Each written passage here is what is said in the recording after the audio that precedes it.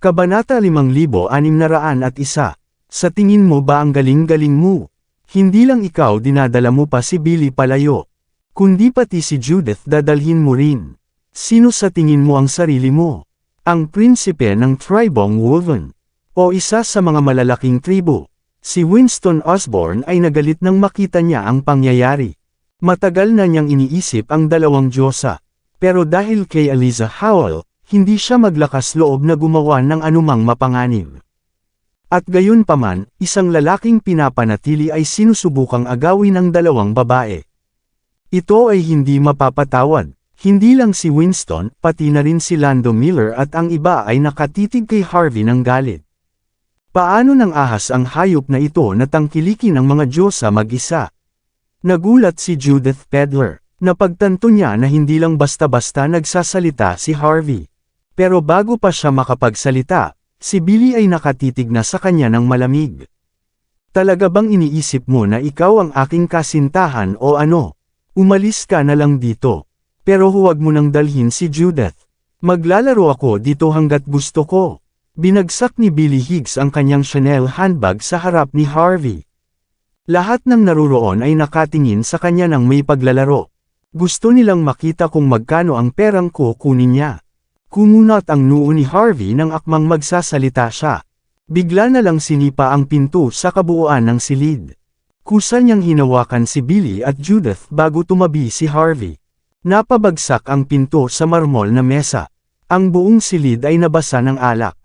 Ilang mayayamang binata ang natisod palayo sa mesa ng may malungkot na mga tingin. Ang make-up ng mga magagandang babae ay nasira rin, at ganap na nagpapakita ng kanilang mga itsura.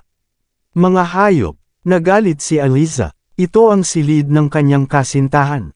Sino ang gumawa nito? Hindi ba ninyo alam kung sino ang aking kasintahan? Magdurusa kayo ng husto dahil sa pagsalungat sa kanya.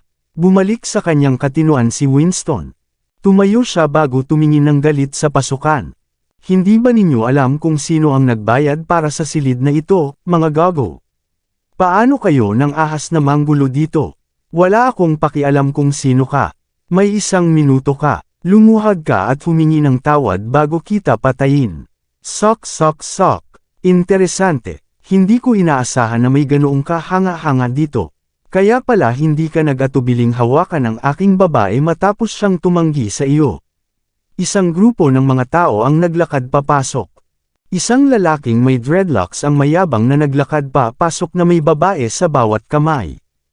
Isang dosenang mukhang masamang kabataan ang sumunod sa kanya.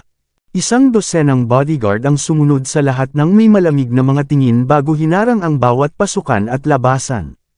Malinaw na ang lalaki ay wala kundi gulo. Kahit ang isang mapagmataas na lalaki tulad ni Winston ay hindi maiwasang matakot. Sino kayo? Ang lalaking may dreadlocks ay tumawa. Magpanggap ka pa. Dapat aminin ng mga tao ang kanilang mga pagkakamali.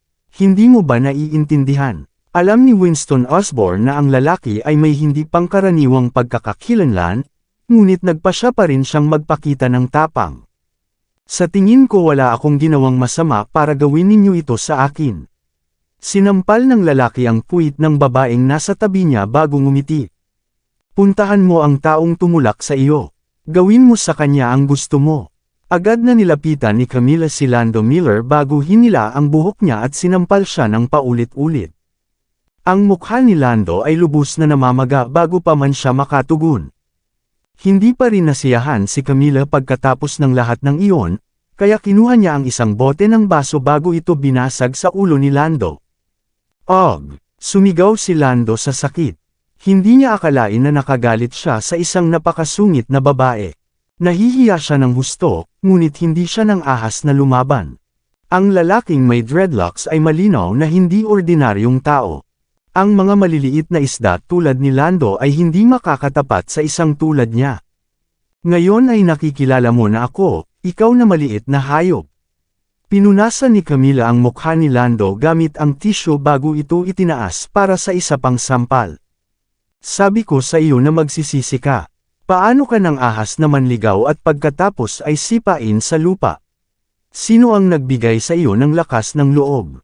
Sa wakas ay naunawaan ni Winston at ng iba pa. Ano ka ba, talunan? Hindi pa rin siya nasiyahan sa napakaraming babae sa paligid niya. Paano siya nang ahas na lumapit sa babae ng isang malaking tao? Nararapat lang ang nangyari sa kanya. Pero, dinadamay niya ang lahat. Gusto ng lahat na durugan si Lando noon. Nang makita ang kanilang mga galit na tingin, alam ni Lando na walang sino man ang tatayo para sa kanya. Pasensya na, nagkamali lang ako, nauutol niyang sabi. Oo naman. Kinuha ng lalaking may dreadlocks ang isang ashtray bago ito binasag sa ulo ni Lando. Ang sulok ng kanyang mata ay lubos na namamaga. Ang itim na likido ay sumabog din mula sa kanyang mata. Kung walang wastong pangangalagang medikal, ang kanyang mata ay magiging ganap na mabulag. Nagsisigaw sa takot si Eliza Howell at ang ibang mga babae bago sila nagtago sa likod ni Winston. Mga estudyante lang sila, hindi pa nila naranasan ang mga ganitong bagay. Kahit na si Winston ay sanay sa pagpapakita, hindi siya makakatapat sa mga taong tulad nito. Nagtago si Judith Pedler at Billy Higgs sa ilalim ng mga bisig ni Harvey sa takot, hindi pinapansin na nakayakap si Harvey sa kanila. Kinuha ng lalaking may dreadlocks ang isang tao para magdala sa kanya ng mga bote ng baso bago niya ito isa-isang binasag sa ulo ni Lando. Sa wakas ay tumigil siya nang mawala ng malay si Lando. Hindi na nang ahas pang magsalita si Winston at Eliza. Nararapat lang na mamatay siya dahil sa paglalaro sa babae mo. Sigaw ni Winston habang ang kanyang mga mata ay hindi tumitigil sa pag-ikot. Pero dahil sapat na ang kanyang paghihirap, bakit hindi na lang natin ito tapusin? Tapusin na lang natin. Ngumiti ang lalaking may dreadlocks kay Winston Osborn. Sino ka? Sabihin mo kung sino ang sumusuporta sa iyo.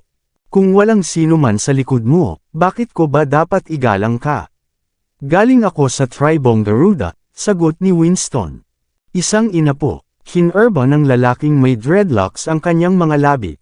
Hindi pa kita nakikita dati. Agad na naisip ni Winston na hindi pangkaraniwan ang pagkakakilanlan ng lalaki. Nabuk na niya ang buong silid para sa gabi. Ano pa ang magagawa niya? Magiging nakakahiya kung hindi siya tatayo laban sa lalaki. Kamag-anak lang ako, sagot ni Winston, na kinagat ang kanyang mga ngipin. Ang aking ama ang katiwala ng pamilya. Sampal, sinampal ng lalaking may dreadlocks ang likod ng kanyang palad pasulong. Natamba si Winston pabalik matapos matamaan sa mukha. Ikaw, sampal, sinampal ulit siya ng lalaki. Lumalagpas ka na sa linya. Ang Tribong Garuda ay hindi basta-basta madaling e-target. Sigaw ni Winston habang umiiyak. Sampal, sampal, sampal. Paulit-ulit na sinampal ng lalaki si Winston. Siyempre, dapat akong magbigay galang sa mga direktang inapo. Pero ikaw ay anak lang ng isang katiwala. Hindi mahalaga kung nagpapakita ka sa ibang tao. Pero ginagawa mo ito sa akin. Wala kang karapatang sabihin kung kailan ako titigil. Ako lang ang may karapatan. Sinampal ulit ng lalaki si Winston, dahilan para matamba siya sa lupa. Ang kanyang mukha ay namamaga na parang baboy. Puno siya ng galit ngunit wala siyang magawa kundi ibaba ang kanyang ulo sa sandaling iyon. May magagandang relasyon ako kay Prinsipe Bowden mismo. Para sa kanya, sampal, parang mas nagalit ang lalaking may dreadlocks nang marinig ang pangalan. Hindi siya nasiyahan sa isang sampal lang, kaya sinipa niya si Winston pababa. Kahit siya ay magbibigay galang kapag nakita niya ako. Ako ang magdedesisyon kung kailan ako magbibigay galang. Gusto mo bang igalang ka kapag ikaw ay isang maliit na isda lang? Sino sa tingin mo ang sarili mo? Sa tingin mo ba may karapatan kang humingi ng paggalang mula sa akin? Ako si Ernie Surrey. Nang inig ang katawan ni Winston bago nagpakita ng kawalang paniwala. Ernie Surrey, mula sa Tribong Gloucester. Ernie, nagring ang kampana para kay Harvey, ngunit hindi siya nagsalita ng marami tungkol dito. Nanginginig sa takot si Billy Higgs at ang ibang mga babae. Maaaring hindi nila alam kung sino si Ernie, ngunit ang Tribong Gloucester ay hindi pangkaraniwan sa mga dulong bahagi. Hindi nila kayang labanan ng mga tao mula sa tribong iyon. Kahit na sila ay lahat ng kilalang tao, halos hindi sila itinuturing na ganoon. Kung ikukumpara sa isang taong tulad ni Ernie, sila ay nagmumukhang maliit. Nawalan ng kulay ang mga mukha ng mga babae sa sandaling iyon. Nanginginig sa takot ang lahat ng mga lalaki. Ang ilan sa kanila ay umihi sa kanilang pantalon. Ito ay isang nakakaawang tanawin. Nagulat si Ernie Surrey nang marinig niyang tinukoy siya ni Winston Osborn bilang binata. Inilahad niya ang kanyang kamay at itinaas ang baba ni Winston habang nakangiti. "So, you do know my name. What a shame it's all a little too late now." Ang babae ko ay nilaro at binugbog. Kailangan magbayad ng parusa ang isang tao. Sa puntong ito, tuluyan ng sumuko si Winston. Patuloy siyang nanginginig hanggang sa malapit nang bumigay ang kanyang mga binti. "Pakiusap, Sir Ernie. Kasalanan lang ito ng kamangmangan ni Lando. Gawin mo sa kanya ang gusto mo. Wala kaming kinalaman dito." Mabilis na tumanggo si Eliza Howell at ang ibang mga babae. Mukhang ang mga kabataan ngayon ay walang alam, ano? Bumantong hininga si Ernie bago sinampal si Winston sa lupa. "Kailangan ba kitang paalalahanan ulit? Wala kang karapatan dito. Ako ang may karapatan. Ako ang hari dito. Naiintindihan mo ba ako?" Nagsindi si Ernie ng isang mahaba at manipis na sigarilyo bago humithit. "Tama, nabanggit mo si Bowden kanina. Tawagan mo siya. Tingnan mo kung handa siyang magmakaawa para sa buhay mo. Kung hindi, kailangan mong ipaliwanag sa akin dito, ngayon na." Puno ng kawalan ng pag-asa si Winston. Sobrang taas ng tingin niya sa kanyang sarili, na nag-aangking may magagandang relasyon siya kay Bowden Osborn. Sa katotohanan, wala man lang siyang numero ng telepono ni Bowden. Paano niya siya tatawagan? Walang bilang na kamag-anak ang tribong Garuda. Kung tutuusin ni Bowden ang lahat ng nagdulot ng gulo sa tribo, hindi niya matatapos ang trabaho kahit na may 100 clone siya. Paralisado si Winston sa lupa. Hindi niya akalain na magdurusa siya ng ganitong kahihiyan matapos mag-book ng isang buong VIP room. Inilipat ni Ernie ang kanyang tingin kay Eliza, at nagliwanag ang kanyang mga mata. Mabilis niyang pinatay ang sigarilyo bago itinuro ang kanyang daliri kay Winston. "Bibigyan kita ng pagkakataon. Palabasin mo ang lahat ng lalaki sa silid na ito, at hayaan mong manatili ang mga babae." Nagsisigaw sa takot ang mga babae. Hindi sila mga tanga. Alam na alam nila kung ano ang mangyayari sa kanila kung hindi sila lalabas ng silid. "Napakagaling mo, Ernie, pero huwag kang mga has na lumampas sa linya." Isang matangkad na jockey ang lumabas. Hindi niya matagalan na makita ang kanyang mga diyosa na hinamak ng ganito. "Lalaban kami kung wala kaming ibang pagpipilian. Kung patuloy mong gagawin ito, kami." Bam! Agad na binasag ni Ernie ang bote sa kanyang kamay sa ulo ng jockey. Natamba ang jockey sa lupa na puno ng dugo ang kanyang ulo. Ang ibang mga lalaki ay may mga galit na tingin ngunit lahat sila ay sinipa pababa ng ilang malalakas na lalaki na nakasuot ng suit bago pa man sila makagawa ng anumang bagay. Tanging si Harvey York lang ang naiwan na nakatayo na nakayakap sa kanyang mga bisig sina Billy Higgs at Judith Pedler. Itinaas ni Ernie ang baba ni Eliza bago huminga ng hangin na amoy alak. Halos hindi niya napansin si Harvey noon. Maraming salamat sa lahat ng sumusubaybay. Please subscribe and follow my YouTube and Facebook channel, Filipino Novel. Maraming salamat po. Kabanata 5605.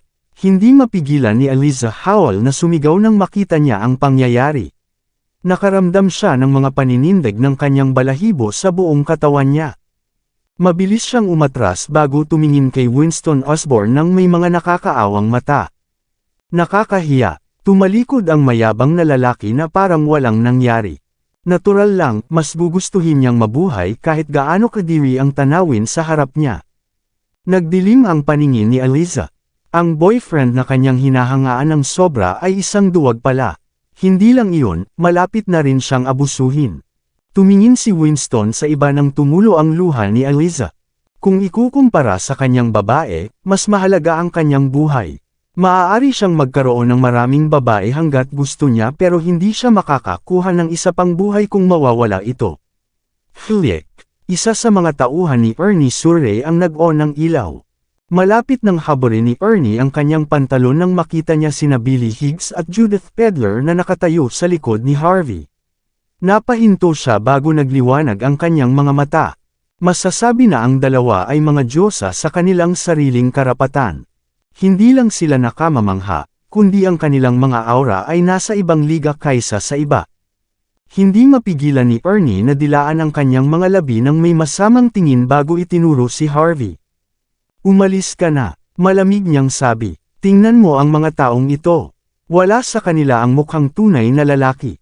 Sabi niya kay Billy at Judith pagkatapos tumawa. Ang mga duwag na ito ay dapat naganap na malambot sa ibaba. Magkakaroon kayo ng masayang gabi kasama ko. Pangako ko na hindi ninyo makakalimutan ang anumang nangyari dito. Malapit nang hawakan ni Ernie ang mukha ni Billy. Sampal. Agad na lumapit si Harvey bago sinampal si Ernie sa mukha. Umalis ka. Wala akong pakialam kung hinahawakan mo ang ibang tao, pero papatayin kita kung hinawakan mo ang dalawang ito. Ang mga kalmadong salita ni Harvey ay agad na nakagulat sa lahat. Nagulat si Billy nang tumingin siya kay Harvey. Hindi niya akalain na tatayo siya para sa kanya. Nagulat din si Judith. Alam niyang hindi siya nagkakamali tungkol kay Harvey. Pero ano naman, kahit si Winston ay wala nang magawa kundi sumuko. Paano babaliktaran ni Harvey ang sitwasyon kung ganoon ang kaso? Kahit na may mga koneksyon at kapangyarihan siya sa Golden Sands. Wala silang ibig sabihin sa mga dulong bahagi. Sinampal mo ako. Medyo lasing na si Ernie nang gulatin siya. Hindi siya makapaniwala nang hinawakan niya ang kanyang mukha. Sinampal ako sa isang lugar na tulad nito. Lubos na nagulat si Winston at ang iba pa. Ang kanilang mga panga ay nahulog ng napakalayo kaya maaari silang magkasya sa loob ng isang kamao sa loob ng kanilang mga bibig. Tinitigan ni Eliza at ng ibang mga babae si Harvey nang may pagkalito. Para sa kanila, si Harvey ay isang masunerang binata na sama-sama sa kanila. At gayon pa man siya, sa lahat ng tao, ang tumayo sa sitwasyong ito. Hindi ka panipaniwala, ang mga pulubi ba ngayon ay ganito nakagaling? Sino ka ba talaga? Hinimas ni Ernie Surrey ang kanyang namamagang mukha bago mahigpit na iwinagayway ang kanyang kamay, na pinipigilan ng mga malalakas na lalaki sa likod niya na lumapit. Ganito ko na lang sasabihin. Sa buong mga dulong bahagi, walang nang ahas na hawakan ako dati. Ikaw ang una, at ikaw din ang huli. Madali para sa akin na tap-okon ka, pero dapat ko munang makilala ka para makapaghanda ako ng libingan para sa iyo, di ba? Si Ernie ay isang kahangahangang tao. Pero hindi rin siya hangal. Alam niyang ang mga taong nang ahas na sumalungat sa kanya ay tiyak na may mga trick sa kanilang manggas. O kaya'y si Harvey York ay isang taong may sira ang ulo. Kahit gaano man tumingin si Ernie, hindi ganoon ang hitsura ni Harvey. Upang maiwasan ang pagsalungat sa isang mas malakas, nagpasya si Ernie na ang pinakamagandang paraan para sa kanya ay alamin ang background ni Harvey. Nagliwanag ang mga mata ni Winston Osborn na parang nakakita siya ng pagkakataon na makatakas sa sitwasyon.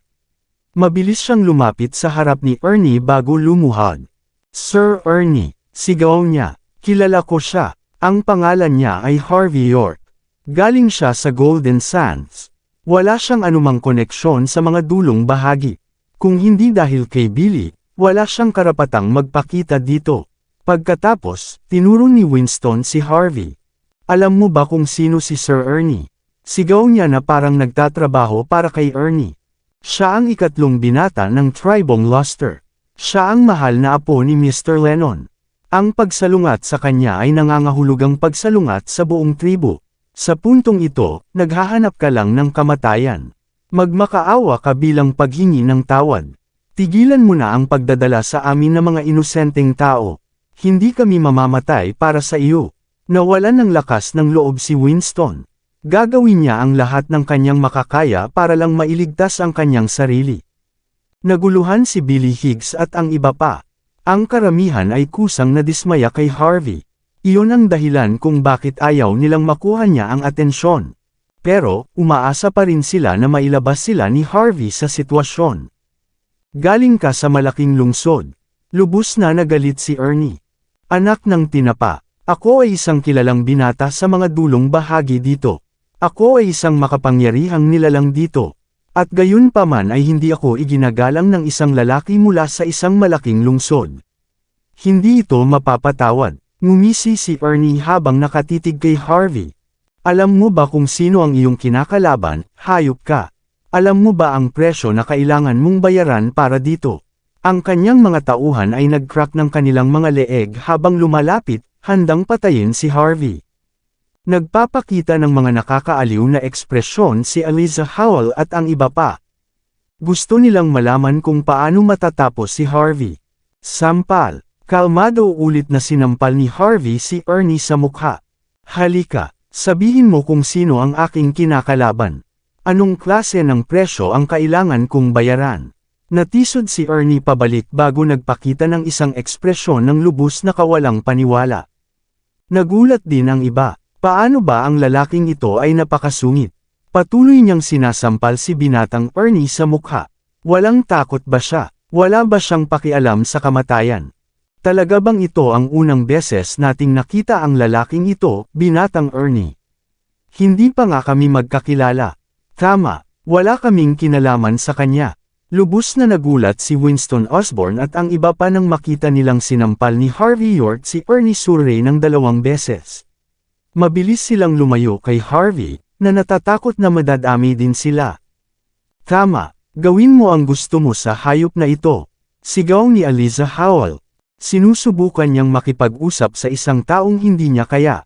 Bahala ka na sa kanya. Kahit si Lando Miller ay gumapang palayo sa daan ni Harvey habang nanginginig sa takot. Kung lumala ang mga bagay, mawawala rin siya. Alam ng mga taong iyon na para sa mga prinsipe at mga binata, mas mahalaga ang kanilang reputasyon kaysa sa kanilang mga buhay. Hindi lang sisirain ni Harvey ang lahat ng pagkakataon ng lahat na baligtarin ang sitwasyon. Lubos din niyang iinisin si Ernie. Sa madaling salita, naghahanap siya ng kamatayan. Bakit niya gagawin ang ganitong bagay sa halip na tapusin na lang ang kanyang sariling buhay kung ganoon ang kaso? Hindi nagmadali si Ernie na kumilos ang kanyang mga tauhan nang malamig siyang tumingin kay Harvey. Gusto niyang makita kung paano tutugan ang mga tao sa paligid ni Harvey. Gusto niyang madurog ang espiritu ni Harvey matapos makita ang mga taong nasa paligid niya na sumalungat sa kanya. Walang pag-aalinlangan, itinuro ni Ernie ang kanyang daliri kay Billy Higgs at Judith Pedler. Hindi ko alam kung sino kayo sa mga ito, pero hindi ako maglalagay ng isang daliri sa inyo kung iiwan ninyo siya ngayon. Siyempre, maaari kayong pumili na hindi. Pero pagkatapos noon, walang sino man ang makakapagligtas sa inyo. Kinagat ni Billy ang kanyang labi bago siya nagsalita. Galing ako sa pamilyang Higgs, ang tribong Wolven. Bago pa man niya matapos ang kanyang pangungusap, agad siyang pinutol. Wala akong pakialam. Kung hindi ka aalis ngayon, wala ka ng ibang pagkakataon. Iyon ay, nag-alinlangan si Billy. Gusto niyang umalis, pero ang reputasyon ng kanyang pamilya ay nasa alanganin kung iiwan niya si Harvey dito. Nagkatinginan si Billy at Judith. Si Harvey ay mausisa na nanunood sa dalawa habang hindi niya pinapansin si Ernie. Gusto niyang makita kung paano sila pipili. Dapat kang umalis, Judith. Galing ako sa pamilyang Higgs, pagkatapos ng lahat. Hindi siya manggahas na gawin ang anumang bagay sa akin. Sigaw ni Billy habang kinakagat ang kanyang labi. Kusang tumayo siya sa harap ni Harvey pagkatapos noon. Medyo naiinis siya kay Harvey, pero hindi siya aalis para sa kapakanan ng pagmamataas ng kanyang pamilya. Patuloy na nagbabago ang ekspresyon ni Judith bago siya nagsalita. Kung hindi ka aalis, mananatili rin ako. Malinaw na nanginginig ang boses ni Judith. Natural lang iyon. Ang isang estudyante tulad niya ay hindi pa nakakakita ng ganitong tanawin. Matapos makita sina Billy at Judith na tumayo sa tabi ni Harvey, sina Winston at ang iba pa ay nagpakita ng awa at galit ng sabay. Kung patuloy na lumala ang sitwasyon, walang sino man dito ang papayagang umalis, hindi lang sina Billy at Judith. Lumuhad ka na at humingi ng tawad. Talaga bang gusto mong maghintay hanggang sa masira mo ang lahat? Mapait na tumingin si Winston Osborn. Hindi siya nag-aalala kay Harvey York, kundi sa dalawang Diyosa. Pagkatapos ng lahat, matagal na niyang pinapanood ang dalawang ngunit hindi pa niya sila nahawakan. Tama, Ayaw mong mamatay si Billy kasama mo ngayon, di ba? Kailan ka paluluhod kung hindi ngayon? Pakiusap, tigilan mo na ang pagpapakita ng tapang mo. Sinubukan ng grupo na kumbansihin si Harvey, ngunit hindi siya nag-abala. Iwinagayway niya ang kanyang kamay bago tumayo sa harap nina Billy Higgs at Judith Pedler. Hindi ako nakakita ng maraming prinsipe at mga binata sa buhay ko, pero nakakita na ako ng sapat. Hindi ka ganoon kagaling kumpara sa iba. Kahit ang mga mas mahusay kaysa sa iyo ay naalagaan na. Sino sa tingin mo ang sarili mo? Kaya mo bang harapin ang mga kahihinatnan kung magpasya akong sumalungat sa iyo? Nagpakita si Harvey ng matuwid na tingin. Nanginginig sa galit sina Winston at ang iba pa nang marinig ang mga salitang iyon. Nagpapanggap pa rin siya. Talaga bang nagpapanggap pa rin siya? Hindi pa nakakita ang mga tao ng isang tao na napakamayabang sa mga dulong bahagi. Kusang tumingin sina Billy at Judith sa likod ni Harvey. Ang likod ni Harvey ay parang bundok sa kanilang mga mata. Nakaramdam sila ng ligtas na nakatayo sa likod niya. Pero, hindi sapat ang matalas na dila ni Harvey. Kung wala siyang kapangyarihan para harapin si Ernie Surrey, hindi siya makakamit ng anuman kundi isang mabilis na kamatayan. Hey! Tumawa si Ernie bago tumingin ng malamig. Agad niyang ikinumpas ang kanyang mga daliri. Halika, linisin ninyo ang lugar na ito. Agad na hinila palabas sina Winston at ang iba pa ng 100 malalakas na lalaki. Wala silang karapatang panoorin ang mangyayari. Walang pangangailangan para sa higit pang mga saksi. Bumantong hininga sina Winston at ang iba pa ng may kaluwagan. Hindi nila inaasahan na magiging ligtas pa rin sila matapos magdulot ng napakaraming gulo si Harvey. Naniniwala silang malapit nang ipakain si Harvey sa mga isda. Wala akong pakialam kung gusto mong mamatay. Pero paano ka nang ahas na idamay ang dalawang Diyosa? Sigaw ni Eliza Howell. Nararapat lang na mamatay ka. Tumingin si Harvey kina Billy at Judith. Dapat kayong dalawa ay umalis na.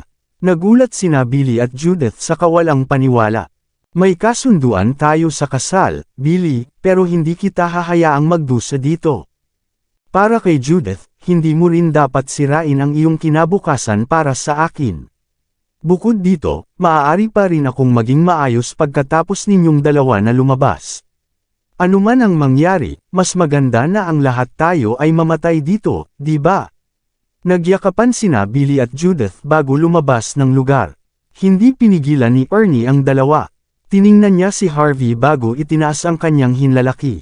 May tapang ka, bata. Kalmado na umupo si Harvey bago nagsalin ng isang baso ng soda. Naging tahimik ang buong silid. Bukod kay Harvey York, sina Young Master Ernie Surrey at ang kanyang mga tauhan lang ang natitira sa loob. Tinitigan nila si Harvey nang may nakakaaliw na mga ekspresyon. Walang sino man sa mga dulong bahagi ang nang-ahas na lumaban sa mga taong kagaya nila. Hindi magiging kapana-panabik para sa kanila na durugan ng sinumang random na tao. Pero iba ang isang hangal na tao mula sa isang malaking lungsod tulad ni Harvey. Uminom ka ng gusto mo. Maaaring wala ka ng ibang pagkakataon pagkatapos nito. Kinuha ng isa sa mga tauhan ni Ernie ang isang revolver bago naglagay ng isang bala sa loob. Pagkatapos, pinaikot niya ang silindro at itinapon ang revolver sa marmol na mesa sa harap ni Harvey. Inaasahan na maglalaro si Harvey ng Russian roulette. Binabalaan kita, bata. Lumuhod ka at humingi ng awa, at maaari kang makaligtas. Kung patuloy kang magdadabog, malamang na hindi mo na malalaman kung paano ka mamamatay. Mas mabuting mabuhay ka, di ba? Nakatingin ng may paghamak si Camilla at ang ibang mga babae kay Harvey. Naniniwala silang ang mga tunay na lalaki ay kayang magtiis ng kahihiyan. At si Harvey ay nasa bingit ng kamatayan sa puntong ito. Nagpapanggap pa rin siya ngayon. Ano pa ba ang punto? Mahirap paniwalaan ng mga tao na si Harvey ay mas kahanga-hanga kaysa kay Ernie. Pagkatapos ng lahat, ang mga mas mahusay ay mga kilalang tao sa mga dulong bahagi. Si Harvey ay hindi kasama sa listahan. Gusto mo bang magmakaawa? Inilapag ni Harvey ang kanyang baso ng nakangiti. Dapat ninyong sabihin kay Ernie na umatras. Kung humingi siya ng awa, pag-iisipan kong palayain siya. Tumawa ang lahat dahil sa galit. Nagbibiro siya, hanggang saan ba ang gagawin niyang pagpapanggap? Kung patuloy siyang magpapakita ng tapang, magdurusa siya ng malalaking kahihinatnan. Talaga bang gusto mong magmakaawa? Itinapon ni Ernie ang kanyang sigarilyo sa gilid bago kalmadong kinuha ang revolver at itinutok ito sa ulo ni Harvey. Huwag kang susubok na lumaban. Huwag ka ring mag-isip na umiwas. Ang revolver ay may 6 na puwang pero isang bala lang. Hilahin ko ang gatilyo ng 5 beses. Kung hindi ka pa rin nasasaktan pagkatapos noon, maaari ka nang umalis. Pero kung matamaan ka, kailangan mong gumapang papunta sa ospital. Gusto mo bang maglaro? Pinaikot ni Ernie ang silindro na parang isang sharpshooter. Puno ng paghanga si Camilla at ang iba pa nang makita ang tanawin. Sa panahong ito, walang ibang binata ang makakagawa ng ganito kagaling. Dahan-dahang inalis ni Ernie ang safety lock bago tumingin kay Harvey na nakangiti ng bahagya. Saan mo gustong barilin muna? Ang iyong kaliwa o kanang kamay? Sumabog sa pagtawa ang lahat.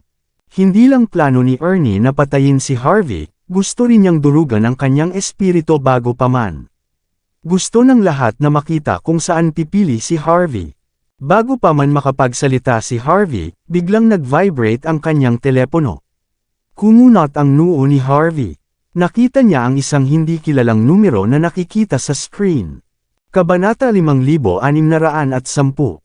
Hindi pinansin ni Harvey York si Ernie Surrey sa harap niya, at siya mismo ang sumagot sa telepono. Hello, ito ba si Master York?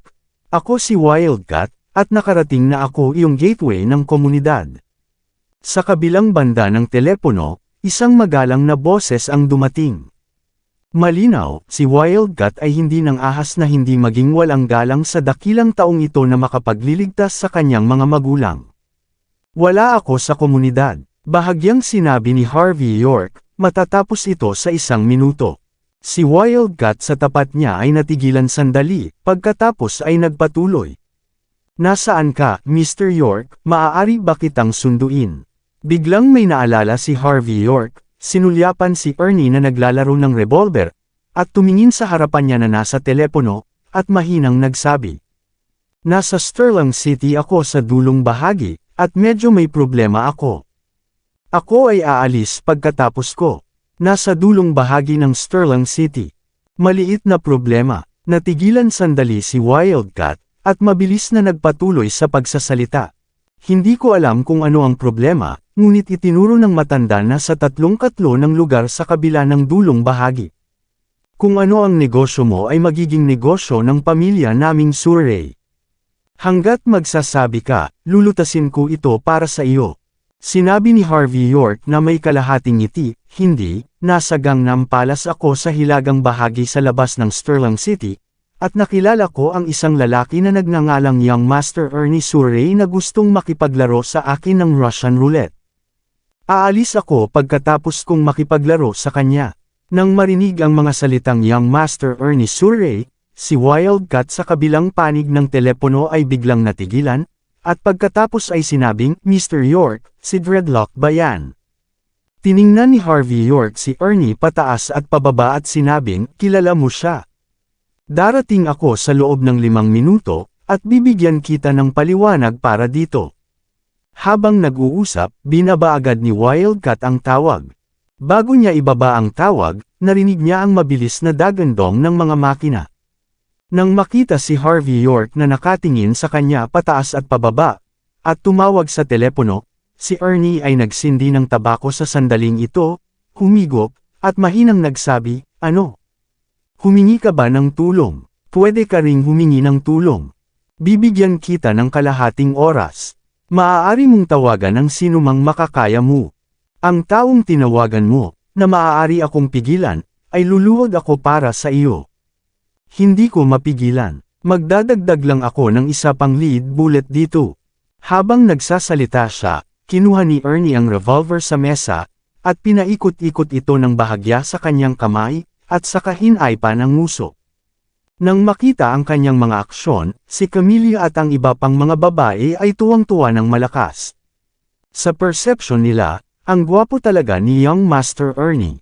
Bukod dito, si Young Master Ernie ay miyembro ng pamilyang Surrey mula sa tribong Gloucester.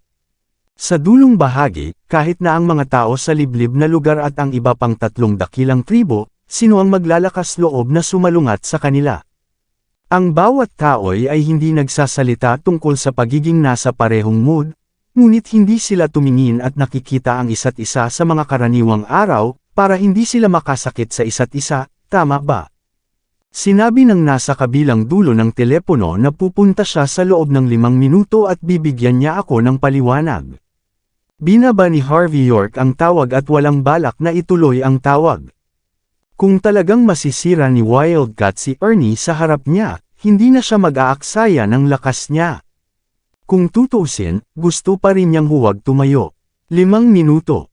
Magbigay ka ng paliwanag. Nang marinig ito ni Ernie, para siyang nakarinig ng pinakanakakatawang bagay sa mundo. He said with a half smile, mukhang kumuha talaga siya ng malaking backer. Gusto kong magpaliwanag sa'yo. Ano ito? Tinawag mo ba ang aking mga pamilya? Ngunit sa pamilya Surrey, 2 o 3 tao lamang ang maaaring hayaan akong magbigay ng mukha. Tinawagan mo ba ang tatay ko? Kapatid ko? O ang lolo ko? Saglit itong pinag-isipan ni Harvey York, at sinabing na may seryosong mukha. Mukhang driver niyo iyon.